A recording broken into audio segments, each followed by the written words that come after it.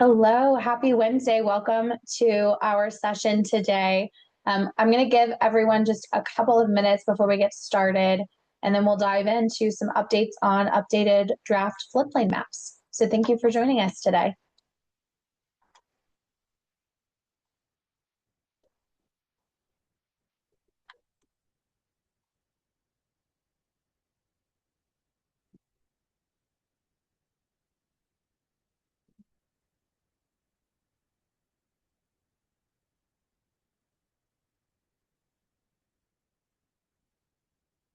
Okay, so we're about a minute past, so I'll go ahead and dive in. So first of all, thank you so much for joining today's virtual session. We're here to talk about updated draft floodplain maps from FEMA. And today's presentation is really intended to help talk through some of what's changed in these new maps, where we are in FEMA's map update process, and then ultimately what these draft maps might mean for residents, for property owners, and really for communities across Harris County. I know that floodplain maps can raise a lot of questions, especially if you're seeing changes near your home or your business, or even just around your neighborhood. And our goal today is really to provide clear information, reduce your confusion, and talk about what happens next. I want to note that today we have the Q&A feature open. So if you have questions as we move through the presentation, feel free to drop your questions there. We'll open it up at the end for some Q&A, and I have my colleague Todd Ward here with me to answer some of your more technical questions. So what's important to know up front? So before we get into the details, there's really three things that I think are critical to know going into this conversation. So the first thing is that these are draft maps from FEMA. They are not final. And because they are draft maps, secondly, they do not have regulatory impacts today. So that means that they're not being used to change floodplain development requirements or any local regulations. And third, related to that, there's no impacts to flood insurance requirements today as a result of these draft maps. So these maps are really important. They're worth reviewing, but they are part of a much longer FEMA process that still has a lot of steps to go through before the maps become final or effective. So on the next slide, we'll talk about what we'll cover today. We're going to focus on five main topics, and we'll start with the basics. So what is a floodplain map and how is it used? And then we'll talk about some of the changes in the new draft maps. And that includes things like updated rainfall information, new modeling, and better topographic data. And after that, we'll talk about where we are in the process, what happens next, and what you should know. And then at the end, we'll talk a little bit about an online tool where you can look up your specific location and you can compare current and draft floodplain information. So let's go dive in. What is a floodplain map? So a floodplain map is a FEMA product that shows risk all based on probability. These maps are used by FEMA and by local floodplain administrators for regulatory purposes once they become effective. And these floodplain maps help us identify areas that could be at higher risk of flooding during certain modeled storm events. They're also used to support floodplain management, building standards, and federal insurance requirements as well. And it's important to note that the last major county-wide floodplain map update for Harris County went into effect back in 2007. So this new update reflects a significant amount of new data, new modeling, new technology, and just new information collected over the past few years. So let's talk about why the maps are being updated. Since the last map update, we've had a lot of flood events in Harris County. And a lot of this goes back to, what I would call the big three: Tax Day in 2016, Memorial Day in 2015, and then Hurricane Harvey in 2017. And one of the important lessons that we saw during those events was that flooding wasn't happening, obviously, just inside of the mapped floodplain. During Hurricane Harvey, for example, 68% of all structures in Harris County that flooded were actually outside of the 1% effective floodplain. And that tells us a lot of things, but one of the things that it tells us is that the old maps were really not reflecting the flood risk that people were seeing on the ground and that residents were experiencing every day. So these updated draft maps are intended to provide at least a more current and hopefully a more complete understanding of flood risk across Harris County. On the next slide, we'll talk about what's changed. So there are several major updates reflected in these draft maps. The first thing is that we're studying more than 1,600 miles of channel, and that includes about 400 miles that had not been studied and included before. So we're actually expanding the amount of channels and bayous and things like that that we're studying here.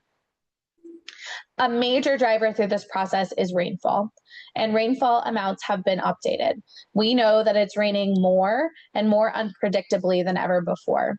So these new maps reflect about a 30% increase in average rainfall amounts, and that's based on newer rainfall data that's come out from the federal government. These maps also use updated topographic information for Harris County, and that gives us a better and more accurate picture of how water moves across the landscape based on what is on the ground today. And finally, the modeling reflects hundreds of flood risk reduction projects that have been constructed or are in the ground. So I don't want you to think of these maps as just a routine update. They really are a total reset to reflect better data, more detailed modeling, and again, a more current understanding of current conditions across Harris County. So I want to talk a little bit about how the process works. And it's important to note that FEMA has a formal process for updating flood insurance rate maps, and that's true across the county. That process includes a lot of technical review, public appeals and revisions, and then eventually final effective maps. And you'll see that on the next slide.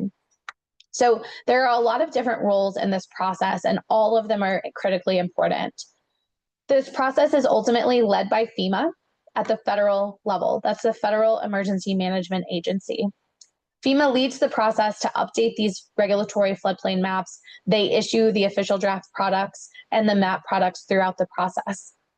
From the Flood Control District's perspective, we're in support of FEMA's efforts by providing our local perspective, our local technical expertise on behalf of the community. And so we've done a lot of the modeling and a lot of the data-rich exercises that feed into these maps. The 34 floodplain administrators across Harris County coordinate with the public and with local elected officials to gather feedback on the draft products and eventually update local regulations if needed. And it's important to note that those 34 floodplain administrators are the municipalities that you live in, right? So that could be the city of Houston, that could be the city of LaPorte. And if you live in unincorporated Harris County, that's the Harris County Engineering Department. And so the Flood Control District is not a floodplain administrator, but we work really closely with all 34 of them across Harris County to make sure that we're all singing from the same hymnal. And then finally, residents obviously have a critical role in this process. By showing up today, you're already involved, but residents we're really looking to residents to review the maps, provide feedback to FEMA and to your local floodplain administrators as this process moves forward. And that feedback is really critical as we move through the process. Now, the next slide shows the full FEMA map update process. The first step that you'll see on the far left was technical data development. And that's where the Flood Control District really focused on supporting the preparation of technical data to feed into the maps, like I said. FEMA has now released draft floodplain map products to the floodplain administrators and elected officials for review. That happened back in February, and that's still where we are today. The next major public step will be FEMA's preliminary map release. And that's really where maps move into a more formal public review stage. After that, FEMA hosts a formal appeal and comment period. They review those comments and appeals, they coordinate revisions as needed, and then ultimately the maps move through the final steps to become final effective. But the main point of this slide is that we are not near the end of this process. We are still very much near the beginning, and there are a lot of opportunities for public input along the way. So the next slide shows kind of what FEMA floodplain maps do and do not show. And I think this is really critical to understand. FEMA's flood insurance rate maps generally depict certain kinds of flood hazards, namely riverine flooding and coastal flooding. So riverine flooding is when you're looking at a large channel, think Bray's Bayou or one of its tributaries, and looks at the water that may come up out of that bayou and out into streets or homes. It also looks at coastal flooding. So, coastal flooding, you can see the little orange area on the map here, is where water that's coming in from the Gulf of America is impacting those watersheds that are closest to the coast.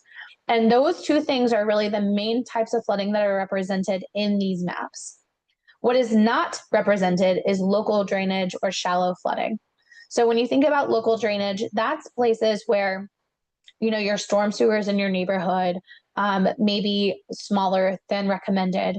You may see shallow flooding where water isn't necessarily coming up out of bayous, but it's just kind of pooling in places. That type of risk is not reflected in these maps, and that's really critical to understand because a property can still experience flooding even if it's not shown in a mapped FEMA floodplain.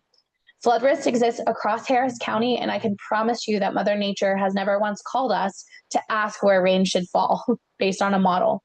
So these maps are one really critical tool, but they are not the only way or the end all be all on understanding flood risk in our area. So I'm going to turn the next slide over to my colleague Todd Ward to talk some about the real technical aspects of this exercise and kind of how we got here. So Todd, take it away. Thank you, Emily. So Emily mentioned some of the new data that's going into these estimates that we've developed that feed into the maps for the 100-year floodplain, the 500-year floodplain, and the floodway. So I want to talk about how we're using that data to update these estimates. And of course, the first and the kind of the driving bit of data is the rainfall data. As Emily mentioned, we have a new estimate of rainfall frequencies and durations that came from NOAA, and those suggest that the estimate of the 100-year rainfall that we were using in the current effective maps is probably about 30% underestimated. So so we're updating the rainfall to use the new Atlas 14 rainfall. And that's also one reason that MapNext is largely a riverine update. The coastal flood risk hasn't really been updated very much because the rainfall drives the riverine risk, but the storm surge isn't really driven by the rainfall estimate. Another thing is we have new ground elevation data, new LiDAR data that's more up to date. It's been flown in 2018. So that helped us develop new sub-watershed drainage areas. If you know a little bit about how Harris County is set up hydrologically, we have 23 watersheds in Harris County, and a watershed means that the rainfall that falls in that watershed all drains to a certain point. So in the Brays Bayou watershed, rainfall that falls in the Brays Bayou watershed will all drain out through the mouth of Brays Bayou. And so then you can divide those watersheds up into smaller areas where those areas each have a point that they drain through. So that helps us figure out what's draining where. And so with the new rainfall and the new what's draining where that helps us figure out how much flow is coming to a place. And we also have green and amped and loss data. So that kind of starts to get into, what is the type of ground that it's falling on? What is the land use? How much water does that land absorb? So different types of soil will absorb water at different rates. So, a clay soil won't absorb water very well. A sandy soil will absorb more water, depending on the vegetation that's in an area. Grass and certain vegetation with deeper roots might absorb water different ways. Then we also have impervious cover. So paved areas are not they're impervious, so water won't get through them, so they don't absorb water. So that kind of helps us understand when rainfall is falling on these areas, how much of it converts into runoff, water that doesn't get absorbed by the ground, how much of it is draining into our infrastructure. And then we have the Clark Unit Hydrograph TCNR. That means when the water is, it's fallen in their sub watersheds and it's running off, how efficiently is that water moving through the sub watershed and getting into our bayous and streams.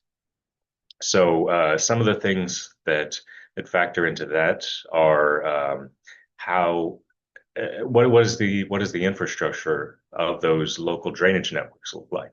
So if you have a storm sewer system, that's going to be very efficient. That's going to convey water through those sub-watershed areas efficiently, quickly. If you have roadside ditches, that's going to be a little less efficient. Um, if the smaller bayous have been improved, have they been straightened, they're going to be a little more efficient. If they've been concrete lined, they're going to be a little more efficient. They're going to convey water more quickly. Um, excuse me. There are other factors like what is the kind of general slope of that subwatershed. So if it's a steep slope, water's going to cross that area more quickly. Um, and then also how much of the land in that subwatershed is served by on-site detention. So when land is developed from an undeveloped land to now it's commercial or residential, we have policies in place that you're going to put on-site detention generally, so that you don't increase the peak runoff from the site. So you have to restore that peak flow off of your site to the pre-developed condition. And so there's a factor in there that says, well, that's going to, the fact that that detention is there is going to slow the water as it moves through that site. Um, so all of that goes into our HMS model. That tells us, how much flow is coming out of these subwatersheds and going into our drainage infrastructure, our open channels. Um, and that generates what we call runoff hydrographs. That's flow over time. And so that flow over time gets put into a hydraulic model. And the hydraulic model is sort of a physics model that, it takes the geometry of the land, both the geometry of the channel and the geometry of the overbank. It takes the roughness of those. And by roughness, I mean, so certain surfaces are going to let water flow over them more quickly than others. So water will flow very quickly over a paved surface, a little less quickly over a grassy surface, a little less quickly still over like a wooded area. So different places have different roughnesses. The physics model also has inline structures, like when water goes through a bridge or a culvert, something like that. That is modeled in this hydraulic model. And so we put the flow into this physical model and we see, well, what happens to that flow?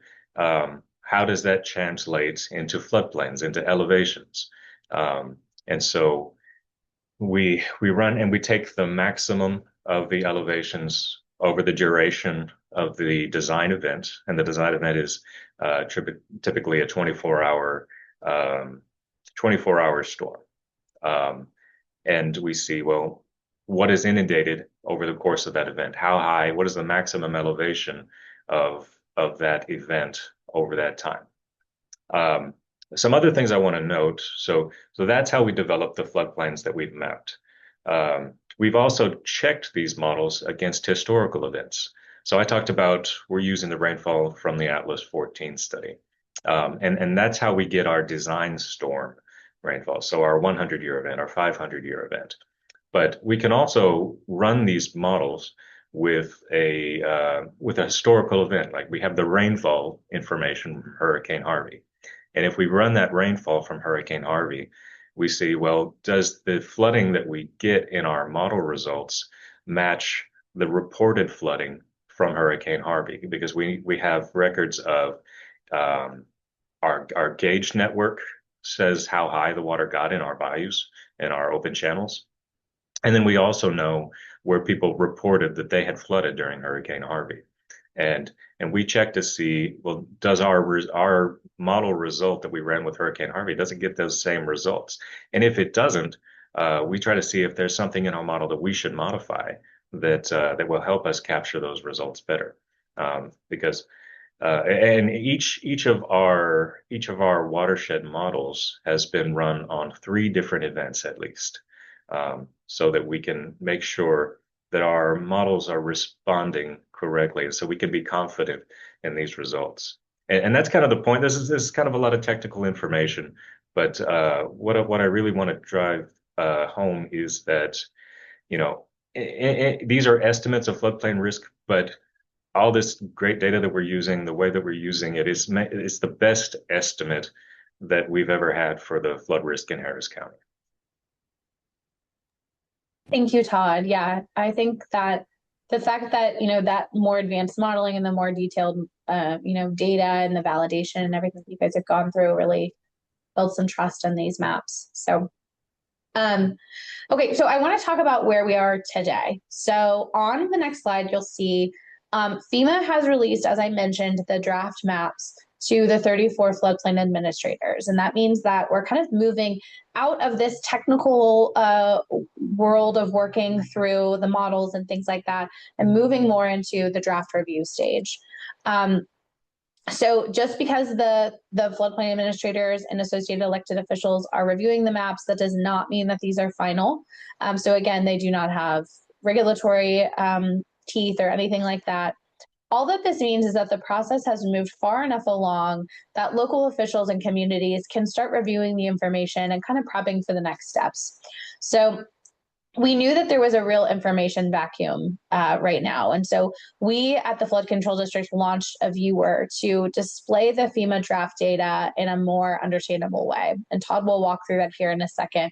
But really our goal is to make sure that residents can see the information, can understand what it means, and can really know what opportunities you'll have to participate before the maps are finalized. And I think that's critical to say, is that residents will have multiple chances to have their voices heard before these maps become finalized. So let's look at what still has to happen. As I mentioned, we're currently at that draft release stage. That did happen back in February. So this little chart represents an ideal situation of how long something should take, and we're certainly past that 90-day period. Some of that's due to the government shutdown at the federal level that impacted FEMA, as well as a couple of other things. But we're working now with FEMA to look at the release of the preliminary data, and that will go out to the public. And that's really when intense community engagement will begin. That is open houses, that is a formal appeal and comment period. There's a lot of different outreach activities that will happen to the community. As I mentioned, after that, FEMA makes their revisions, they coordinate with floodplain administrators, they issue letters and things like that. And only after we move through this whole process is when the final effective maps are released. And I think what's really critical to note here is that, again, this is the ideal timeline. This is the, if there's no kinks in the process, if everything moves along swimmingly, we're looking, in this ideal scenario, we're still looking at 2 to 3 years before the maps become effective. And so that's 2 to 3 years in an ideal space before the maps begin to influence insurance requirements or regulatory requirements. But I will say that the draft maps for the last update were released in 2004, and they were not effective until 2007. So we know that this process will take longer, but it's kind of where we are. So the next slide shows several flood risk reduction projects across Harris County, some of which are included in these models. And the main takeaway here is that I think it's critical to recognize that the flood risk reduction projects that have gone into the ground are making a difference. At the same time, we know that there is an immense increase in just the amount of rainfall that's coming down and all of these different things. And so flood risk will change over time. We are seeing increasing flood risks here locally, but the updated maps both reflect that current risk and the benefits of that completed or ongoing work. And so finally, I want to look at what's important for residents to know. So if you take away just 3 things from today's session, in addition to the tool that we're going to talk about here in a second. These are kind of the top three. So the first, again, flood risk reduction projects are working and more work is coming. So this year alone, the flood control district is bidding more construction work than we ever have in our 90-year history. And so that is millions, hundreds of millions of dollars of projects that are going into the ground to reduce flood risk. Secondly, is that these maps are draft and there will be years before regulatory changes occur. And that leads to the third piece, which is that Harris County residents are going to have multiple opportunities to provide input, to ask questions before these maps are finalized. And I really encourage you to review the information and to stay engaged as we move through this process. Trust me, you'll be hearing from me as we move through it and hearing from the flood control district. But we really feel like this is a critical issue that impacts our entire community and one that I would really recommend that you continue to stay engaged in. So as I mentioned, we've launched an online tool, and this is really focused on helping residents view this draft data in a way that's accessible. The tool is available at hcfcd.org/mapnext. You can see the URL at the top of your screen. And I know we've gotten a couple of questions from folks about recordings of today's session. That is also available at that link. I'm going to have Todd kind of walk through the tool and talk about how you can use it to compare current and draft floodplain administration or information, excuse me. But as we do that, I want to just remind you again that this is draft data. This is just intended to help you understand potential changes, prepare for future input, and really to look at, this is one lens to kind of view risk in our area. So Todd, I'll turn it over to you. Thank you very much. This is the one. All right, can you see my screen okay? Yes. All right. So this is mapnext.org. This is the homepage for our effort here. And what you want to do if you're at this site, you'll go down here to this Know Your Risk section, and then you can type in an address that you're interested in, and then that will take us to the interactive navigator tool, Mapnext Navigator. And the first thing I want to do is I want to kind of show off some of the navigation tools. When you search an address, by default, the site will put you at kind of the maximum zoom level. But if you are playing around with it a little bit, you have your zoom in and your zoom out buttons over here. There's a home page here that will take you to a county-wide view. So that's available to you. You can zoom back in to the site you're interested in. Over here, there's another option for if you want to search a different address than one you're already looking at. That's also available here on the left. This button here with the different squares, that lets you change what's called your base map. So by default, we have this sort of topographic, a light gray scheme here. But there's kind of a lot of options here. You might want to look at aerial photography, or you might want to look at something that's a little more familiar, kind of a navigation map that you might see on one of your mapping applications. This on your phone. It's like a kind of a dark view that you can play with. So there's kind of a lot of choices you can mess with. There's also a full screen button if you want to get rid of some of the frames and really get a better look at the mapping results without losing here this table of contents on the left. And then we also have kind of language translation options. So if you want to switch over, this will translate both your headers and usually there we go. And it could translate this stuff into different languages. So I'm going to go back to the original. So now I want to talk about a little bit the different types of zones that we have. So the different layers on the map that we have. So we have proposed flood hazard zones, and this is the draft Mapnext data. And so we have a legend for this. We have draft floodway, draft 100-year floodplain, and the draft 500-year floodplain. So here we have floodway, 100-year floodplain, and 500-year floodplain. And then anything that's not in those zones, we have mapped as low risk. If you click this information button on the right of a layer, um, so this explanation with more detailed information about these zones pops up.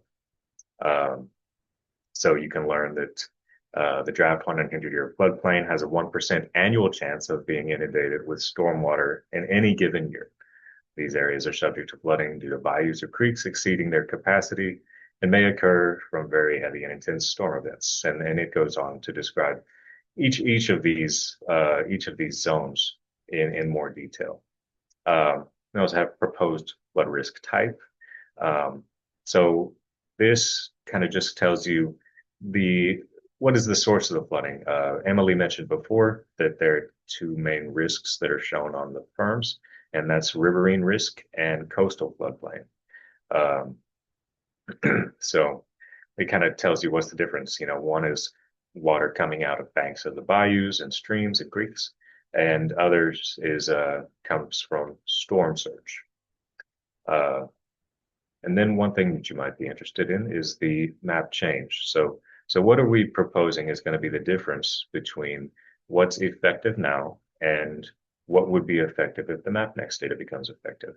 Um, and so that can kind of show you.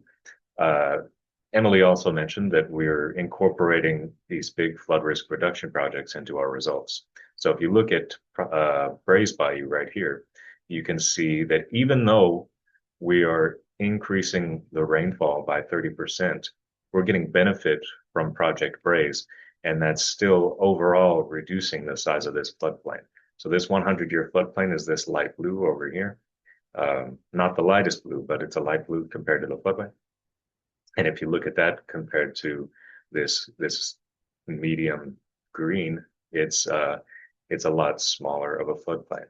You'll also kind of see that the results are more detailed because our models are producing results in more detail, and we're mapping this to ground elevation data that's in a higher resolution. It's a more detailed ground elevation data.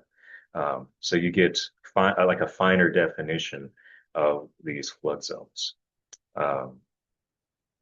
And I would also say that we have this map help button here, and that will give you a tutorial of how to use this site. It's a lot of the information that I've covered here today.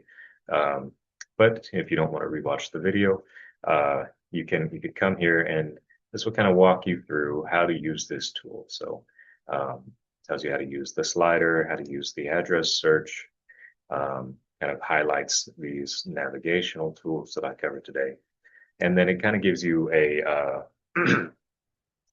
way to contact us if you have questions. Is there anything else? I think I've covered everything that I wanted to cover. I think, yeah, from my perspective, you have too.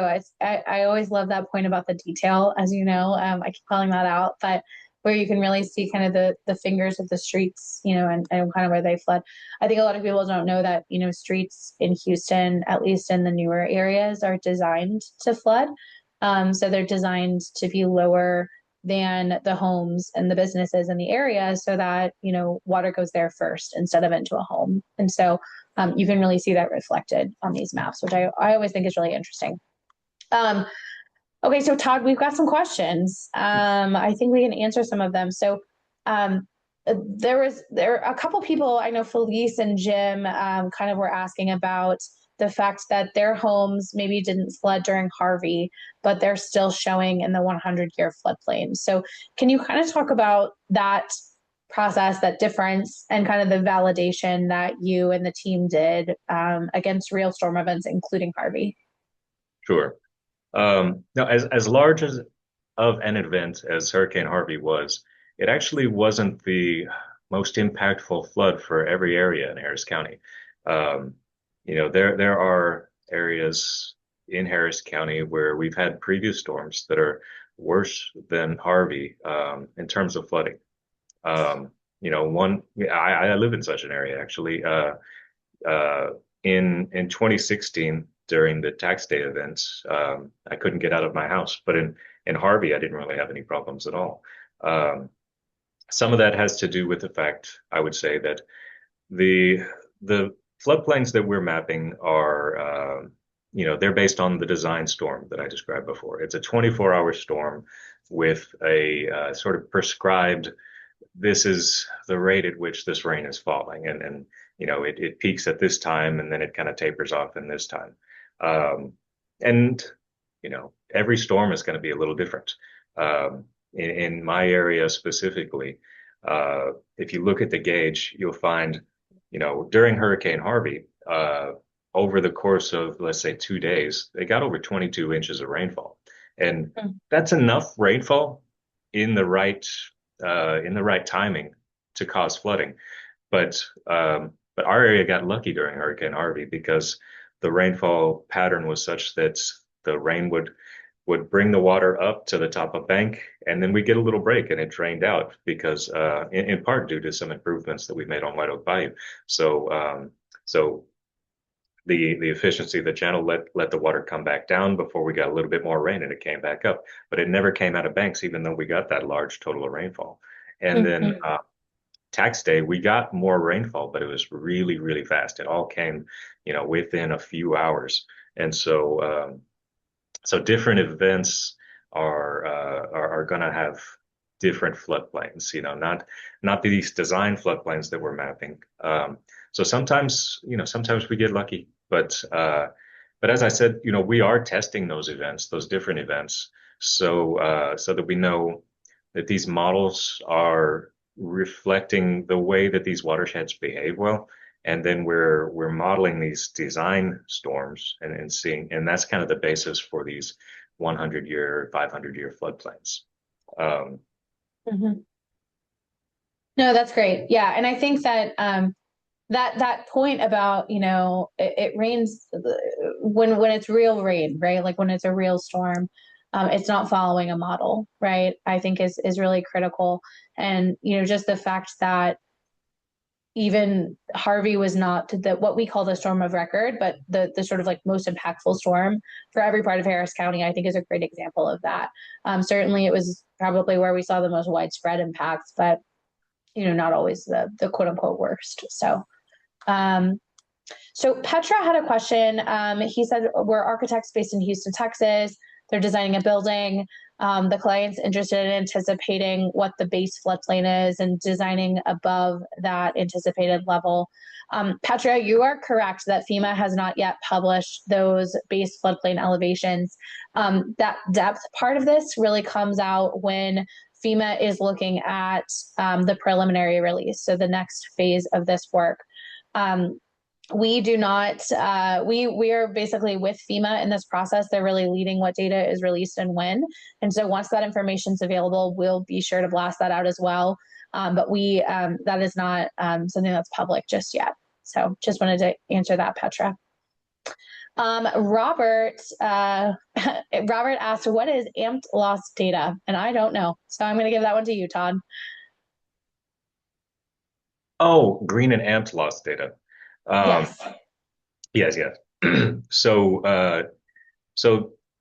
green and amped is kind of a process by which we calculate. It helps us know how much water is being absorbed by the ground. So water that's absorbed by the ground doesn't become floodwater because it doesn't run off. And so we take into account things like land use and soil type, and that helps us figure out how much of the rain that falls doesn't become runoff and doesn't become rainfall, and that helps us, and that's something that's calculated in our hydrology model, and that goes into the estimate of how much water is getting in the creeks and bayous and streams, and then ultimately how much of that exceeds the capacity of those channels and becomes floodplain. Perfect. Maybe I did know that, but you always explain it so eloquently. Ajay asked if there's any validation or planning that's done in conjunction with the MUDs and in the different areas that manage stormwater detention. So some of that, and Todd, I'll start this and then definitely we'll turn it over to you, but some of that will be captured in the updated topographic and LiDAR information that informs these maps. Excuse me. So if a mud or another entity has built detention, that by the cutoff date, basically for these maps, then we would see that in kind of the depth modeling and all of that. And that would be really calculated into the way that we look at how water moves, right? Water would obviously move toward those lower areas in the basins. But as far as, the planning and validation, Todd, I would have to turn that one over to you if there's anything sort of more formal that happens past just that data gathering stage. Um, well, I can talk a little bit about, what is, the topo data that we're reflecting in our Yeah, model. that'd be great. So our LiDAR was flown in 2018. So anything that was in the ground in 2018 will be captured in our results. And then beyond that, we did some sort of solicitation of the engineering and development community, and we asked that if they could provide us with topo information that was a little more current than the 2018 LiDAR. It's like they know that they've been working on this project, they've completed their project, they've got new ground elevations that would reflect the work that they've done. If they could give us a quality version of that data, we could incorporate it into into our modeling. And we did that through like January of 2020. Um, and so all of that information is then also reflected into MapNext. Uh, then beyond that, we also incorporated. There's a process. We've the last time we did a countywide update it was 2007. It's the last time countywide maps have been updated. This is our newest countywide update, but in the meantime, there are processes by which we make smaller updates to these maps and models. One of those processes is the letter of map revision process, the LOMAR process. And so as part of MapNext, we did a review of all of the LOMARs which were effective in Harris County. To see if are these already reflected in MapNext because of the topo data that we're already using, or do we need to make some additional updates for some of these LOMARs that have been effective since we started this process, but they haven't been in the MapNext data already. So when we reviewed, there was something like 110 effective LOMARs in Harris County. Most of them, because those LOMARs, they go back to 2007. Most of them are already in the MapNext data that we're already using, but there are a few of them that we then made some additional adjustments for to update our mapping information. Yeah, that's perfect. And I think that kind of gets to Julia had a question about the flood risk reduction projects and kind of how those are incorporated. And Julia, it's the same process as Todd was just talking about to get those incorporated. So we have to kind of, for lack of a better way of putting it, we have to kind of establish a baseline, right, that we're working from, because a data set that changes as you move through a project is not helpful. So we had to have a point where we kind of had a static data set. But once these maps become effective, it's a quick fix to get projects and developments and things like that incorporated into the maps. I should say it that way. And so Julia had another question about where the PowerPoint presentation and recording would be available after today. You can go to our website at hcfcd.org for that. There's a banner at the top that is about the FEMA floodplain maps. And if you just click on that, it'll take you to a page where this recording, maybe not this recording, but one of the recordings of these sessions along with the PowerPoint is available. So you can check that out. So Shirley had a question about a specific area with some flood risk reduction projects that she and the community wanted us to kind of take a look at. So Shirley, I'm going to take that back to our team and make sure that we look into that, and we'll get back with you. I believe we have your contact information, but if not, just put it into the chat and I'll make sure that it gets there. Julia asked about the comparison tool of what the current 2007 maps and then the changes look like. That's kind of what you're seeing here on the screen with that little drag bar. And so you can see that the Houston Chronicle has also done some analysis in some of their pieces about showing sort of in red where the areas are changing. And so that's a good resource as well on top of this tool. So Carlos asked, what are the rules for new construction and rehabilitation of existing multifamily structures that are in the 500-year floodplain? Excuse me. He said first floor 2 feet above BFE. So Carlos, right now the rules around construction and rehabilitation and basically development are the same. They have not changed. They have not updated because of these maps just yet. So the rules that you see online for the Harris County Engineering Department, as well as the city of Houston and other municipalities, they stand.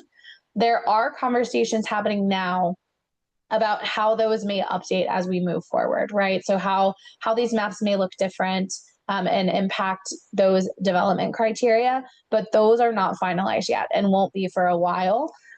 So stick with what you see for now as you're working through those developments, and ultimately more information will kind of come out as we move forward. So Mark had a question if this kind of more detailed flood mapping and navigation tools being used for FEMA maps are being used across the country, or if this is unique to Harris County. So I'll start that, and then I definitely want Todd to weigh in. But Mark, what I would say is that this level of detail and the level of technical information that's being used for these maps is fairly unique to Harris County. We've really been kind of leading the way with FEMA on just the advanced nature of these maps. However, these types of maps, so flood insurance rate maps, exist across the country. I don't have to tell you guys on the call here that flooding is certainly a more serious issue here than it is in a lot of other places in the county. And so the emphasis that is placed on these maps is something that, happens more here, right? And as a technical partner, not every other state or other area has a flood control district that can do this work and support a FEMA as well. So Todd, I'm not sure if you have anything to add to that. I would say, we are one of the very first, but we won't be the last. Technology is advancing, but we are, we are sort of a special, even amongst FEMA partners, in terms of our capability, the data that we have in our area, and the flooding that we have in our area. We have the most flood insurance policies of any county in the country. Mm-hmm.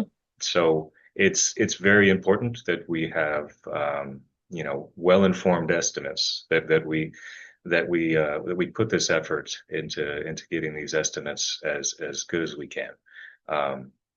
And so FEMA in the process of doing these, our efforts have helped inform them of processes, best practices on how to carry kind of our example elsewhere. Yeah, perfect. So Dennis asked a good question. What kind of feedback are you looking for from residents? That's a great question. So when right now, the maps are technically with floodplain administrators and elected officials for their review. If you're looking at the maps that you see, on the website that we're hosting, and you think something doesn't quite look right, or if there's something that just looks off to you, right now, I would really recommend reaching out to your floodplain administrator and flagging certain areas of concern. As we move forward through this process, there will be a formal appeal and comment period and some other opportunities to really weigh in. But FEMA during those moments is not just looking for someone to say, hey, I don't like the map in this area, this looks wrong. They're really looking for more of an engineering or an analysis from a more technical standpoint to show why the map might be wrong. And so the more engagement that you have with your floodplain administrators now to kind of flag areas of concern, that will help them figure out where they should maybe focus their resources as this process moves forward, if they maybe want to have an engineer look at a certain area or that kind of thing. So Dennis, what I would say is that right now we're really looking for kind of a gut check to say, hey, do these maps look right? Do they reflect your lived experience? Are you seeing what these maps reflect on the ground? Giving that feedback to your floodplain administrator is really the best avenue for that. And if you're looking for your specific floodplain administrator's information, we have that available on the Flood Control District's website. That's hcfcd.org. And at the top, there's a contact us button, and it includes all of the floodplain administrator information for residents in Harris County, regardless of your jurisdiction. Okay, so Gerald was asking for the interactive map link. So that one, Gerald, is maapnext.org. So mapnext.org. And that's the best spot. Okay, Dan's, I'm going to give this one to you, Todd. So Dan is asking if the models take into account water that enters from outside of Harris County. He said they flooded during Harvey, but it appears that the creek was overwhelmed from the water from the western parts. So can you just talk about, like, I know our watersheds kind of go outside of the county in some instances. Yes. But the short answer is yes. So for those, our watersheds aren't constrained by the county boundary. So I talked about what a watershed is all the rain that falls into a watershed drains out of the mouth of the channel that watershed is. So, for example, if you're, in Spring Creek, all the water that falls into the Spring Creek watershed will drain through Spring Creek, or at least will outfall at the mouth of Spring Creek. But Spring Creek's watershed extends significantly outside of Harris County. So if we're going to model what is the 100-year risk along Spring Creek, we need to know what's the water coming from outside the county. So yeah, our hydrology, the flows that we're calculating are based on the entire watershed. So the mapping that we're doing is only being produced for Harris County and City of Houston, but it is considering information from outside the county. Perfect. Thank you, Todd. Okay, Felipe asked if we're able to do this presentation in person at a place that's accessible to community. More than happy to, Felipe. If there's if there are opportunities for us to kind of come out and join an existing meeting, that's great. We're happy to do it. We also, as we move through this process, we'll have a lot of in-person engagement as well. These sort of virtual meetings are really focused on kind of bridging the gap with where we are now, just to be super candid with you. But there's a lot of in-person engagement planned as we move forward. So, okay, Gerald asked how folks can see what projects are included in the maps and how they can see future projects that are planned that are not in these maps. So, Gerald, for that, I would really recommend going to at least for one source of it, the Flood Control District's website. Again, that's hcfcd.org. And there are some interactive maps there where you can really look at all the projects that we have underway, a lot of the ones that we've completed.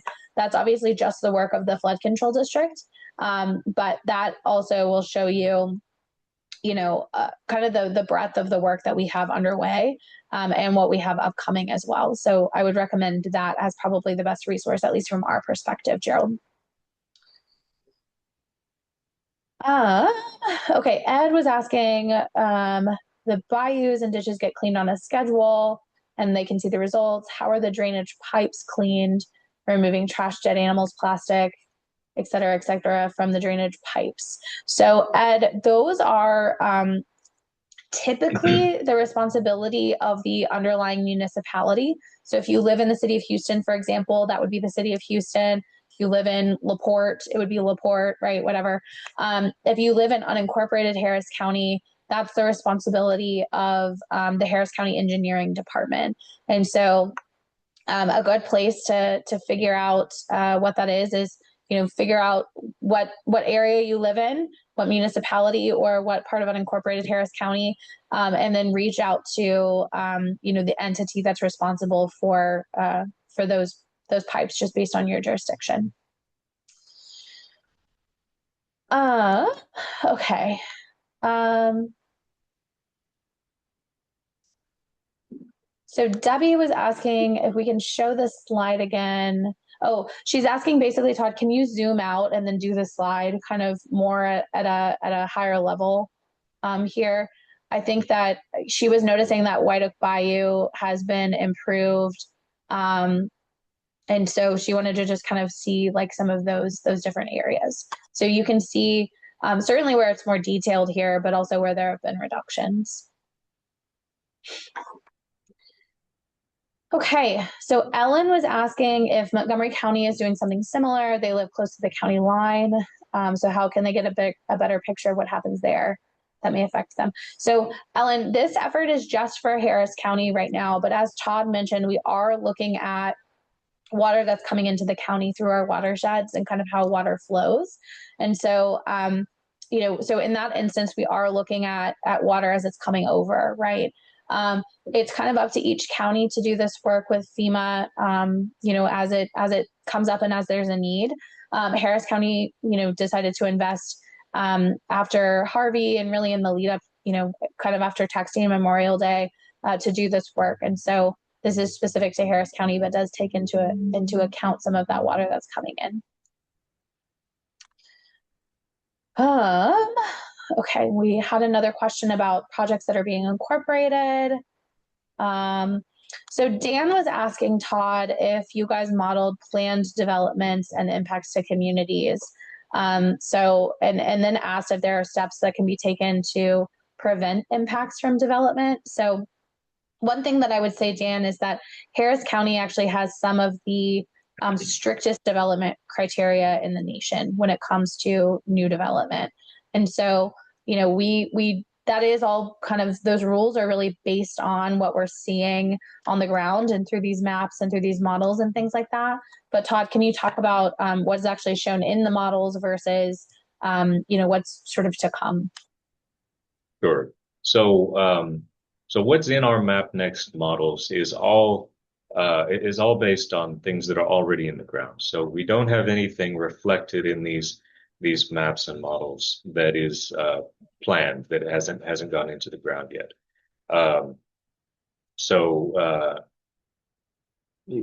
so if some, even if there's, potentially say there's a large project that's been approved, maybe something that's been funded, but it's not constructed yet, or maybe more accurately, if it wasn't constructed at the time, as I mentioned, we had the 2018 LiDAR and then some information that came in up through 2020.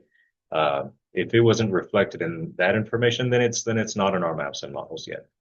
Uh, once those projects are done, then we can use that LOMAR process that I mentioned before to update this information, and it'll update the risk based on the changes due to those projects. And as Emily mentioned, we have these regulations in place. We're a no adverse impact county. So when someone wants to put in a residential or commercial project, or even our own projects, we're making sure um, that these don't increase the peak runoff to the pre-development condition.